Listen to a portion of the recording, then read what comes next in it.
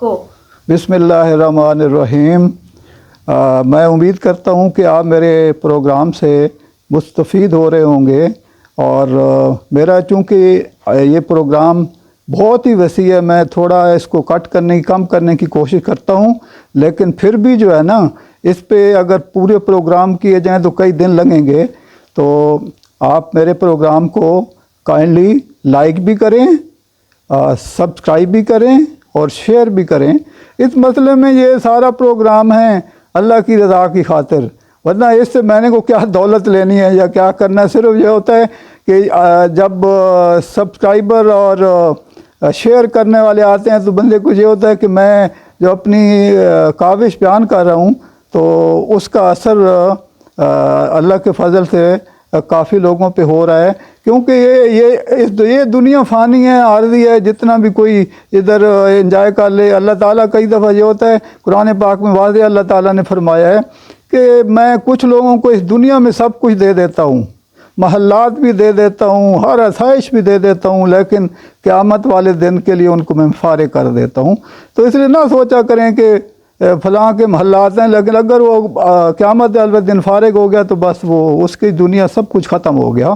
तो मेरी आपसे गुजारिश है कि इस सिलसिले में मेरी हौसला अफजाई करें, क्योंकि मैं तो एक बीमार शख्स हूँ और बीमार होने की हैसियत से कई दफ़ा तबीयत भी ख़राब होती है, लेकिन फिर भी कोशिश करता हूँ। और साथ ही ये कहता हूँ कि जो गुर्दे के लोग मरीज़ हैं, आजकल ये बीमारी बहुत बढ़ती जा रही है, तो उन लोगों को भी हेल्प किया करें, या ऐसे हॉस्पिटल जहाँ पे कोटा में एक गुर्दों का हॉस्पिटल है तो उनकी डोनेशन दिया करें जो साहिब हैसियत लोग हैं, ताकि क्योंकि छोटे छोटे बच्चे मैंने देखे हैं वो जो है ना बीमारियों का शिकार हो रहे हैं।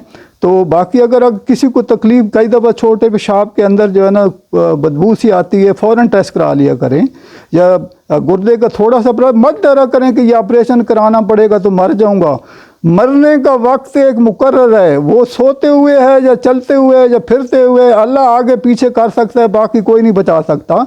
तो इसलिए आप काइंडली खुला दिल रखें और मेरे प्रोग्राम को नई पौध तक भी फैलाएं, ताकि ज़्यादा से ज़्यादा हमारी कौम इससे मुस्तफ़ीद हो सके। तो अब मैं बयान करता हूँ सूरत नाम आयत नंबर 24। इसमें मैंने वाज़ेह तौर पर 3 बातें अल्लाह ताला ने इरशाद फरमाई हैं। क़यामत के रोज़ तमाम लोग हिसाब किताब देने के लिए तन तनहा अल्लाह की अदालत में हाजिर होंगे। क़यामत के रोज़ अपने बुज़ुर्गों, वलियों, पीरों, फ़कीरों पर भरोसा करने वालों को जितलाया जाएगा कि देख लो आज वह तुम्हें कहीं नज़र तक नहीं आते। अपने बुज़ुर्गों, वलियों, पीरों का दम भरने वाले इनसे रब्ता करना चाहेंगे, लेकिन ख्वाहिश के बावजूद इनका अपने बुज़ुर्गों, वलियों और पीरों से किसी किस्म का रब्ता मुमकिन नहीं होगा। अब ये मैं आपको समझाता हूँ। इस अक़ीदे की मज़ीद वज़ाहत के लिए अल्लाह ताला ने कुरान मजीद में बाज़ मिसालें दी हैं। सूरत तहरीम में इरशाद बारी ताला है, अब मैं तर्जमा बयान करता हूँ। अल्लाह ताला काफ़रों के मुकाबले में नूह अलैहिस्सलाम और लूत अलैहिस्सलाम की बीवियों की बतौर मिसाल पेश फरमाता है। वो हमारे 2 साले तरीन बंदों की ज़ौजियत में थीं, मगर उन्होंने अपने शौहरों से दीन के मामले में ख़यानत की, और वो दोनों नबी अल्लाह के मुकाबले में इनके कुछ भी काम ना आ सके। दोनों औरतों से कह दिया गया कि जाओ, आग में जाने वालों के साथ तुम भी चले जाओ। सूरत तहरीम आयत नंबर 10।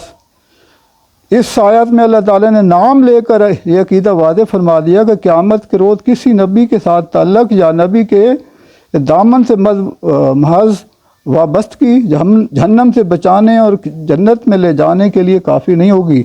अब मैं वज़ाहत पेश करता हूँ कि हमारे जो बुज़ुर्गान दीन लाहौर के अंदर हजवेरी शरीफ हैं, या पाकपतन की जो वहाँ पे या सिंध के अंदर जो पीरों की गद्दियाँ हैं, या उन पीरों ने, आप अंदाज़ा लगाएं कि उन हमारे आलम दीन जो पुराने गुज़रे, उन्होंने काफ़रों को मुसलमान किया। उस वक़्त काफ़रों का, क्योंकि ये है कि हमारा ख़ित्ता जो है ना, वहाँ पे काफिर भी होते थे और खुद मत के लोग ही होते थे। तो उन्होंने इतनी दीन की खिदमत की है कि उन्होंने काफिरों को मुसलमान किया, لیکن انہوں نے کبھی نہیں کہا کہ ہم جو ہے نا یہ شرک اور بدعت والا کام انہوں نے کبھی نہیں کہا ہوگا۔ تو آپ یہ نہ سمجھیے گا کہ میں کوئی پیروں فقیروں، میں ان کی بڑی عزت کرتا ہوں دل سے، کیونکہ انہوں نے دین کی تبلیغ کی، دین کو پھیلایا، غیر مسلموں کو مسلمان کیا، اور ان کی تعلیمات صحیح طریقہ انہوں نے کبھی اپنی جو ان کی آل و لالچاری ان کو کبھی نہیں کہا ہوگا کہ آپ لوگوں نے اس طرح کرنا ہے۔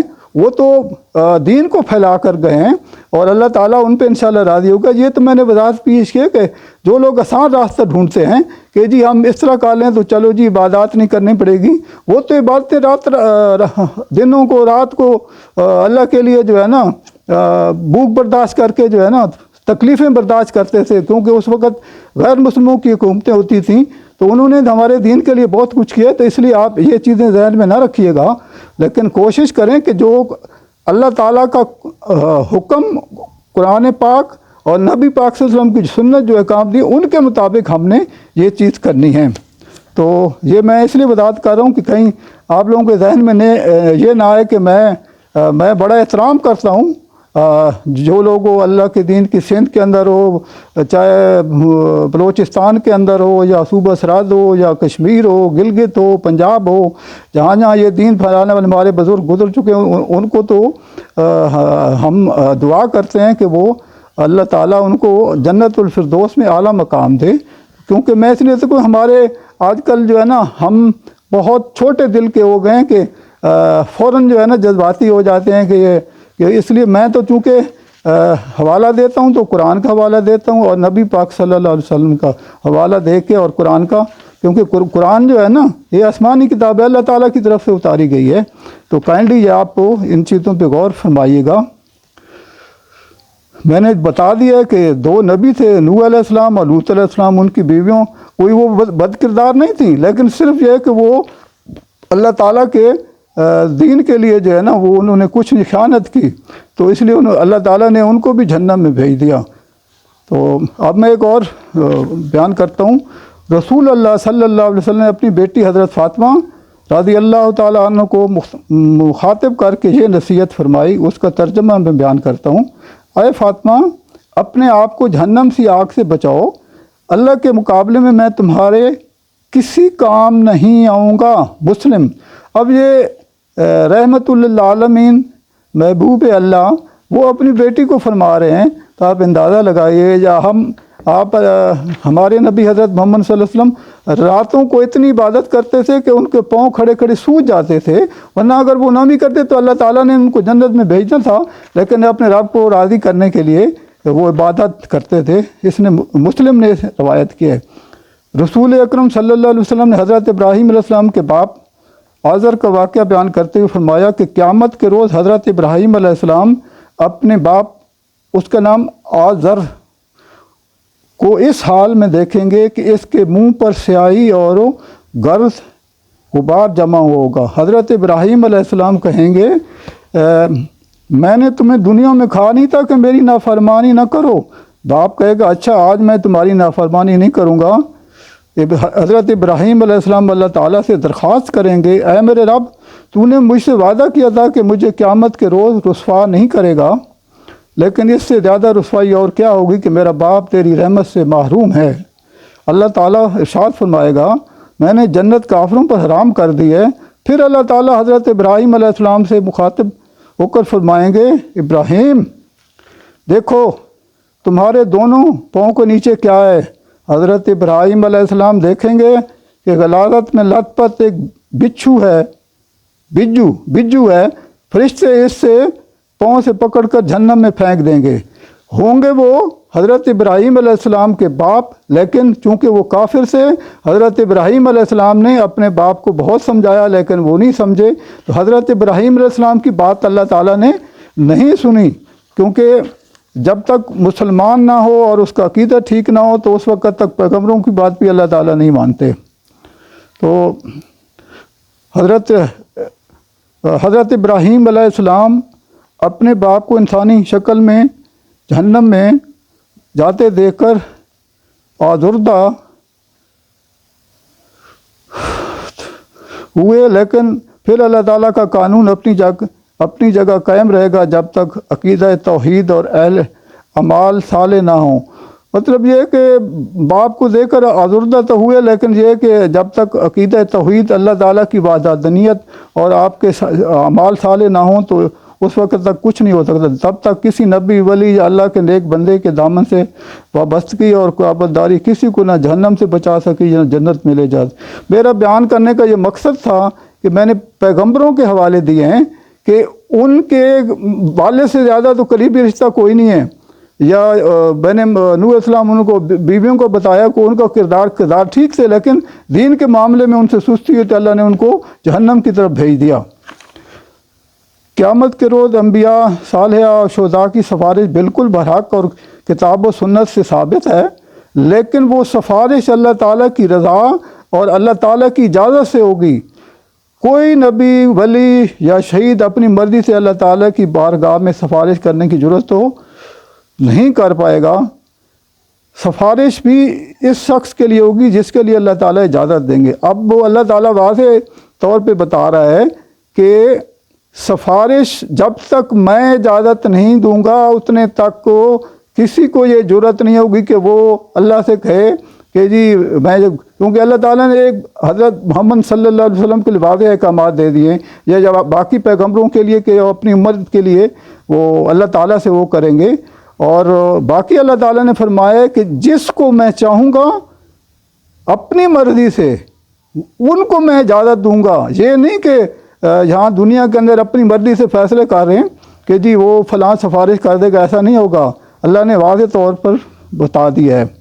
ارشاد باری تعالیٰ ہے، ترجمہ میں بیان کرتا ہوں، کون ہے جو اللہ تعالیٰ کی جانب سے اس کی اجازت کے بغیر سفارش کر سکے؟ سورۃ بقرہ آیت نمبر 255۔ ابھی ایک جگہ پہ نبی پاک صلی اللہ علیہ وسلم نے فرمایا ہے، جنازہ جب ہم پڑھتے ہیں، جنازے کے لیے ہم عقیدے کے مسلمان وہاں پہ اکٹھے ہوتے ہیں، تو اکثر یہ گفتگو ہوتی ہے کہ فلاں بندہ بڑا اچھا ہے جی، وہ جنت میں چلا جائے گا۔ تو کوئی اگر برا ہوتا ہے تو اس کا کہتے ہیں کہ جی یہ تو بڑا اچھا انسان نہیں تھا، یہ تو پتہ نہیں اللہ تعالیٰ اس کو بھیجے گا نہیں۔ تو اللہ تعالیٰ نے نبی صلی اللہ علیہ وسلم کو فرمایا کہ ان لوگوں کو بتا دو کہ جنت یا دوزخ کا فیصلہ کرنا صرف میں کر سکتا ہوں، باقی کوئی نہیں کر سکتا۔ یہ اللہ تعالیٰ نے اسی لیے واضح احکامات کر دیے کہ اس کا فیصلہ صرف میں کر سکتا ہوں۔ تو اس لیے آپ کوشش کریں کہ ایسی گفتگو جس میں آپ کو کوئی علم نہیں ہے تو اس کے لیے آپ کائنڈلی فضول جو ہے نا وہ چیزوں میں نہ پڑھیں۔ قرآن پاک میں نے جو چیزیں بیان کر دی ہیں، قرآن پاک بدودی صاحب کا لے لیں، دوسرا لے لیں، احادیث لے لیں، پڑھیں، آپ کو سمجھ آ جائے گی۔ میرا کوئی وہ مقصد نہیں ہے کہ جی میں اہل حدیث ہو، بریلوی ہو، شیعہ ہو، دیوبندی ہو۔ میرا مقصد ہے کہ اللہ تعالیٰ کا جو دین ہے وہ اللہ تعالیٰ نے اپنے نبی حضرت محمد صلی اللہ علیہ وسلم پر مکمل کر دیا ہے، بالکل ہم نے اس کے اوپر چلنا ہے۔ تو جو اس سے ہٹ کے چلے گا پھر قیامت والے دن وہ جواب دے گا۔ اس لیے آپ کائنڈلی میرے پروگرام کو ایک دفعہ پھر گزارش کرتا ہوں، پسند کریں، دوسروں کو بتائیں، حوالہ دیں کہ یہ سنیں۔ میں اپنی طرف سے صرف اللہ کو راضی کرنے کے لیے، تاکہ قیامت والے دن کہہ سکوں کہ یا اللہ میں نے اپنی طرف سے کوشش کی تھی، تو راضی ہو جا میرے اوپر۔ تو آپ میرے لیے دعا کریں تو اللہ تعالیٰ آپ کو اپنے حفظ و امان میں رکھے۔ آمین۔ جزاک اللہ خیر کثیرہ والآخرہ والدنیا۔ اللہ حافظ۔